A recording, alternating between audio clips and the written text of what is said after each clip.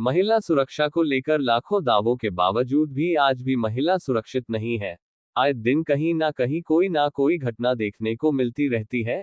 ऐसा ही एक मामला उत्तर प्रदेश के रामपुर जिले का है, जहां पीड़िता ने बताया कि उसने 1 साल पहले अपना धर्म परिवर्तन किया था। ये बात पीड़िता के रिश्तेदारों को नागवार गुजरी।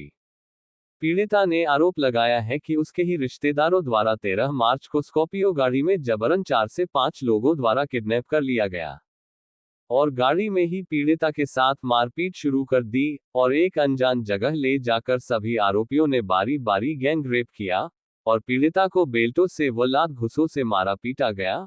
आरोपियों का जब इन सब से भी मन नहीं भरा तो इसके अगले दिन एक मौलाना को बुलाया जाता है और मौलाना भी अपने साथी के साथ आता है और सभी लोगों ने बारी बारी से पीड़िता के साथ जबरन रेप किया और 2 दिन तक रेप करने के बाद पीड़िता को जान से मारने के मकसद से पीड़िता को दोबारा गाड़ी में डालकर ले जाया जाता है।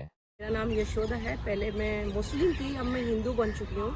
1 साल हो गया। मैंने लाइव स्टेटमेंट दिया था इस चीज़ का कि मैंने अपना धर्म छोड़ दिया था। बहुत सारी चीज़ें ऐसी थी पॉजिटिव, जैसे मौलानाओं की, जैसे मेरे ख़ानदान वाले मेरे ताऊ के बेटे मौलाना मुफ्ती साहब हैं और वो बरेली संगठन से जुड़े हुए हैं। तो ये सारी चीज़ें देखते हुए इस्लाम के बारे में मुझे कोई गलत नहीं बोलना है, ना मैं किसी के धर्म को। मस्जिद की कुछ ऐसी सच्चाई थी, जामिया मस्जिद की जो इमाम साहब हैं मौलाना साहब, जिन्होंने मस्जिद के नादर बाग की मडैया वाले इमाम साहब जो लड़कियों को बुलाते हैं जहाँ पे गलत धंधे होते हैं, हथियार और कॉन्डम्स जैसी चीज़ें लड़कियां बुलाई जाती हैं। मैं तो वहाँ कभी नहीं गई हूँ, लेकिन ये सारी सच्चाई मैंने पता निकालने के लिए वहाँ वीडियोस बनाई जिसमें उन्होंने खुद कबूला है। उस दिन जब मैं प्रॉपर्टी के मैटर में 350 बीघे ज़मीन है हमारी चमरावा में, नोगमा दबका में, उन्होंने पूरे गाँव ने कहा कि ये ज़मीन पूरा जितना भी हिंदू मरा है आज तक कब्रिस्तान में गया है जिसकी बॉडी जली नहीं है, और जाने कितनी लड़कियों का बलात्कार। लेकिन इसके लिए मैंने अपनी आवाज़ उठाई। इसी सिलसिले में मैं अपने गांव गई दबका, और जैसे ही मैं दबका गई, जैसे ही इम्तियाज़ हुसैन चिंटू को पता चला कि ये आई है और ये कुछ कर सकती है, तो जो वीडियोस वाला फ़ोन था उसने छीन लिया। लेकिन मैंने पेन ड्राइव और जितनी भी सारी चीज़ें थी अपने दोस्तों को बोला और वो वीडियोज़ मैंने सेव करवा दी थी। मुझे पता था कि ये होगा, लेकिन इन्होंने उस दिन मुझे किडनैप किया और मेरा रेप किया। एक एक करके 1-1 घंटे बाद इन्होंने मेरे दोनों हाथ पैर बांध दिए थे और ये दोनों पैर बांध दिए थे रस्सियों से कि मैं अपने हाथ पैर ना चला सकूं। मेरी दोनों लेग ओपन करके इन्होंने मुझे एक एक करके बलात्कार किया। मेरे ताऊ के बेटे हैं लतीफ़ मौलाना जो मस्जिद के मुतवल्ली हैं, एंड इम्तियाज़ हुसैन चिंटू और अफसार हुसैन, असरार हुसैन, जिन्होंने मेरी मोम का भी बलात्कार किया। और उन्होंने एक बहन थी मेरी, इनाम जुड़वा बहनें थी, इन्होंने मुझे धोखे से उस दिन भी जब मस्जिद में मैं गई तो इमाम से इन्होंने कहा कि हम आप ज़मीन का मैटर, क्योंकि हम योगी जी के पास जाना चाहते थे। जैसे ही इन्हें पता चला, मैंने उसकी FIR भी की है मस्जिद के खिलाफ कि यहाँ पे अवैध धंधे और हथियार सप्लाई होते हैं और लड़कियों का कारोबार किया जाता है। मस्जिद में किसी को शक नहीं होगा, इसीलिए मैंने अपनी आवाज़ उठाई, कंप्लेंट भी की है, मेरे पास सबूत है। और उस दिन ये सब लोग मिलके मेरा एक एक करके बलात्कार करते रहे और बेल्टों से मारा। और ये टैटू बनाने पर यहाँ पर इतनी बेल्टें मारी और ये पूरे निशान हैं, ये पूरी बॉडी खरोच ली इन्होंने और मुझे बेल्टों से मारते रहे। मेरी पूरी चीखें, मेरे अंदर कितना दर्द था, मेरे आंसू भी नहीं आ रहे हैं, अब मुझे ब्लीडिंग हो रहा है। उस दिन से मेरा ब्लीडिंग स्टॉप भी नहीं हुआ, मुझे इन्फेक्शन, कल मैं हॉस्पिटल ट्रीटमेंट हुआ। जब मैं नंगी थी, पूरे कपड़े उतार के इन्होंने ट्रेन के डब्बे में मेरे साथ रेप किया। 4 लड़कों को इन्होंने बुर्का पहनाया और बुर्का पहना के मुझे किडनैप करवा के इन्होंने बोला कि रेलवे ट्रैक पे फेंक देना। लेकिन पता नहीं, मैं भगवान से एक ही दुआ मांग रही थी कि एक कृष्ण भगवान मेरा साथ दो। पता नहीं किसी ने दरवाज़ा कैसे खोला और मैं अपनी जान बचाते हुए ट्रेन के डब्बे में भागने लगी मदद के लिए, हेल्प के लिए। वो 2 रातें मेरे ऊपर कहर की थी। मैं बता नहीं सकती कि जिस तरीके से इन लोगों ने मिलकर मुझे बेल्टों से मारा है और जैसे एक एक करके मेरे साथ रेप कर रहे थे, सिगरेट का धुआं मेरे मुंह पे छोड़ रहे थे।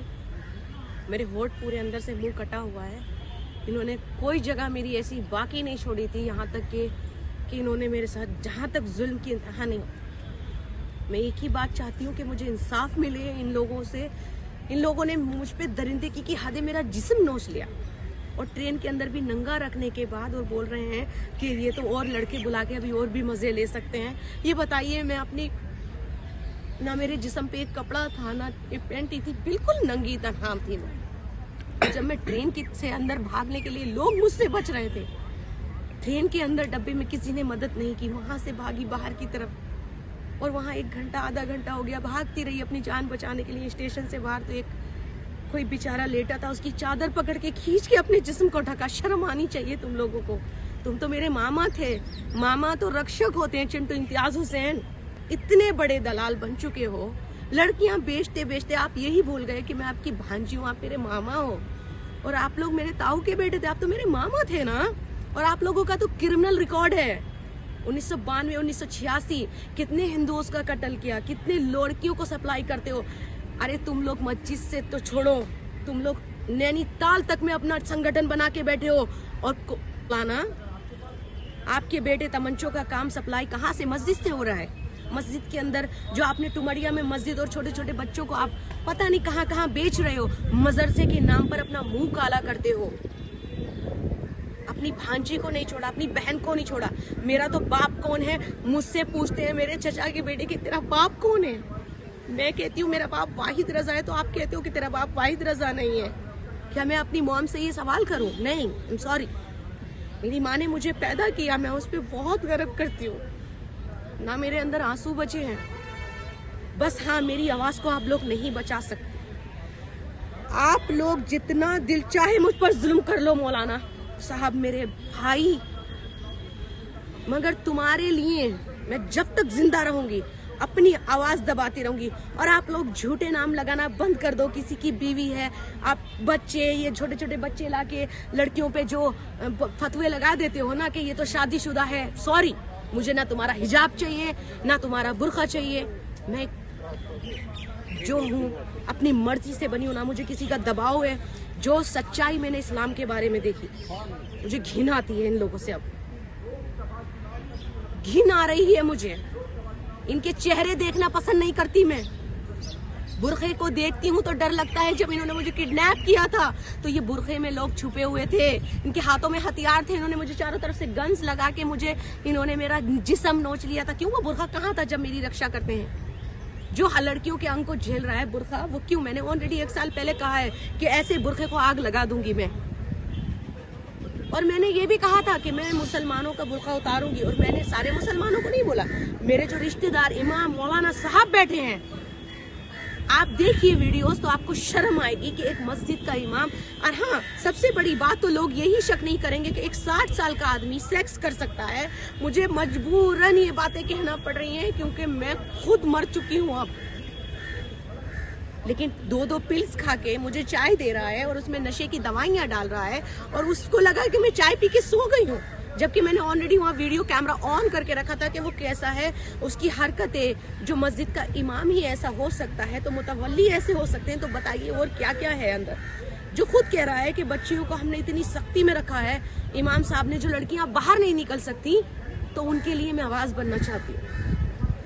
जय हिंद, जय भारत। मैं सीएम योगी आदित्यनाथ से एक ही अपील करना चाहूंगी, मैंने आपके लिए बहुत संघर्ष किया है 1 साल से, आप प्लीज मेरी मदद कीजिए। मुझे इन आतंकवादियों से बचा लीजिए, इन दरिंदों से। ये मुझे जान से मार देंगे। ये मेरी सुपारी दे चुके हैं, मेरे अंदर अब बहुत दम नहीं रहा है सर। प्लीज मेरी मदद कीजिए, मैं सच बोल रही हूँ। मैंने आपको कंप्लेंट किया, इनको पता लग गया था कि आदित्यनाथ सर के पास जा रही है सीएम योगी। मैंने आपका टी-शर्ट पहना, मुझ पे नशे का एलिगेशन लगा दिया गया।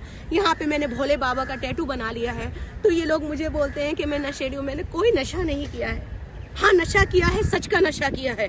हाँ, नशा करती हूँ, सच का नशा करती हूँ। और जब तक जिंदा रहूंगी हमेशा मैं सच के लिए बोलूंगी। मेरे साथ बहुत जुल्म हुआ है, 24-24 घंटे मुझे खाना नहीं दिया गया है। मेरे साथ क्रिमिनल जैसा व्यवहार हो रहा है। मेरी हालत देखिए मैं कैसी हूँ, उससे खड़ा नहीं हो जा रहा है, लेकिन मैं फिर भी खड़ी हूँ ना, क्योंकि मेरे गांव के छमरहुआ के लोगों की बेटियों को इंसाफ दिला दीजिए प्लीज योगी आदित्यनाथ सर। मैं हाथ जोड़ती हूँ आपके। नमस्कार, मेरा नाम संगीता मल्होत्रा तलवार है। मैं एडवोकेट हूँ और जो कि वो हिंदू बन चुकी हैं, उनका नाम यशोदा है। 16 तारीख को मुझे उनकी कॉल आई थी, मैं किसी मीटिंग में थी। उन्होंने मुझे कहा कि मुझे सेव करिए मैडम, मुझे बचाइए, मेरे साथ जो है गैंगरेप हुआ है और मेरी जान को खतरा है। फिर उसके बाद उनका 17 को भी मुझे कॉल आया, तो तब मैंने उनसे कहा, क्योंकि मुझे यकीन नहीं हो रहा था, क्योंकि आजकल इतने हादसे होते रहते हैं कि हम किस पर यकीन करें किस पर नहीं करें। तो मैंने उन्हें बोला कि आप अपनी वॉइस रिकॉर्डिंग आप मुझे भेजिए, आपके साथ क्या हुआ है मुझे समझ में नहीं आ रहा है। तो उन्होंने मुझे वॉइस रिकॉर्डिंग्स में अपनी कुछ फोटोज भेजी, वॉइस रिकॉर्डिंग भेजी, उनके साथ क्या हादसा हुआ, क्या नहीं हुआ। फिर मैंने उसको सुना। उसके बाद मैंने 112 पर कॉल किया। कॉल करके जो पुरानी दिल्ली रेलवे स्टेशन है वहां के थाने का मैंने वहां के एसएचओ का नंबर निकाला। एसएचओ से मैंने बात की। एसएचओ ने कहा कि मैडम अभी तो मैं आपको कुछ बता नहीं सकता हूँ, आप मुझे कल फोन करिएगा। फिर मैंने 17 तारीख को उन्हें फोन किया, तो उन्होंने बोला मैडम आप हमें शाम को आकर मिलिएगा। मैंने उन्हें बोला कि मैं उनकी एडवोकेट हूँ और मुझे उनसे बात करनी है, तो उन्होंने मुझे उससे नहीं मिलने दिया। जब मैं 17 तारीख की शाम को उनसे मिलने के लिए गई तो उन्होंने बोला कि वो तो रामपुर चली गई है। तो मैंने उनसे बोला वो रामपुर कैसे चली गई, अकेले आपने कैसे जाने दिया? जब मैं उनकी एडवोकेट हूँ और मैं आपसे कह रही हूँ तो आप उसे अकेले कैसे जाने दे सकते हैं? तो मैंने उनसे कहा ठीक है, आप जब वो आए तो आप मुझे कॉल करिएगा, मुझे उनसे मिलना है। 11:30 पौने 12, 11:30 से 12 के बीच में मुझे हालिमा खातून का फिर से फोन आया और उन्होंने चिल्ला रही थी वो कि मैम मुझे बचाइए, मुझे बहुत पेन हो रहा है, मुझे जो है यहाँ से ले जाइए। इन्होंने मुझे फिर से किसी एनजीओ में रख दिया है और मुझे यहाँ पे नहीं रहना है। तो उसके बाद उनका फोन बंद हो गया। मैं काफी कोशिश करती रही कि मैं उन्हें कांटेक्ट में आऊं, बट मैं उनके कांटेक्ट में नहीं आई। रात के 2-2:30 बजे तक मैं परेशान रही। उसके बाद सुबह 6 बजे से मैंने एसएचओ को फोन करना शुरू किया।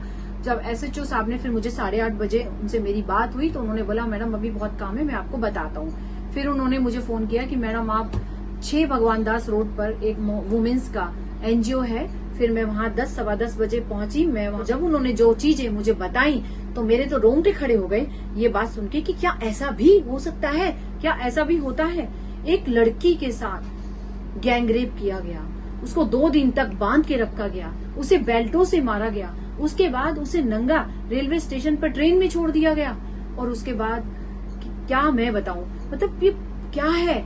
मैं ये गुहार लगाती हूँ अपने सरकार से और पुलिस वालों से, कहती हूँ कि आपके पास जब कोई विक्टिम आता है तो उससे प्यार से बिहेव करें, अच्छे से बिहेव करें। जिस तरह से मेरी मिस खातून से, यशोदा से बात हुई, उन्होंने बताया कि उन्हें 24 घंटे तक कुछ दिया ही नहीं गया, उन्हें खाने के लिए नहीं दिया गया। रामपुरा लेकर जा रहे हैं ट्रेन में, उनकी हालत इतनी खराब है, उनसे चला नहीं जा रहा है। उसके बाद उन्हें पानी भी नहीं दे रहे हैं, उन्हें चला रहे हैं और एमएलसी 2-2 बार एमएलसी करा रहे हैं, उनका ट्रीटमेंट नहीं करा रहे हैं। मैंने कोर्ट में बहुत चिल्लाया, बड़ी मुश्किल से मैंने 30,000 में 164 के इनके बयान करवाए हैं। अभी तक कार्यवाही कुछ हुई नहीं है।